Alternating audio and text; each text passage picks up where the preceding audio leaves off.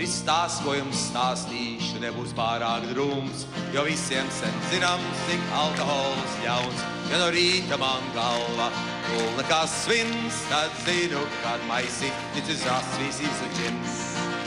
Tāpatās sākumu vai gaištas vai tumšs, kad dzeru, tad sāku es runāt kā tumšs. Tad vienmēr un visur, kur iedzerts, kas tiek, es lūdzos, lai uz galda man alu tik liek.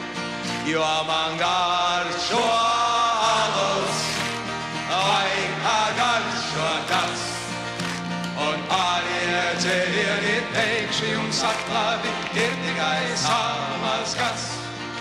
Tāpatās ar vīnu man šļupstēt sāk balss, un sarkans kā pipars kļūst deguna gals. Tad vienmēr un visur, kur iedzerts, kas tiek, es lūdzos, lai uz galda man alu tik liek. Ja viesībās esmu, kur kokteļi līst, es kļūstu mazliet nervos un sāku pats svīst.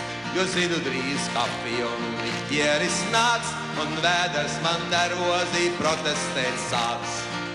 Tad es namā tik grābju ar kustību strauju, un viņu uz guļamistabas pusi rauju. Tur kaislīgi čukstu jums skaistē koltē, bet vai pudele cīsu alus nav jums pagultē? Jo man garšo alus, vai kā garšo tas, un pārējie dzērieni teikšu jums atklāti, ir tikai sāmas, kas vēl vienreiz vai kā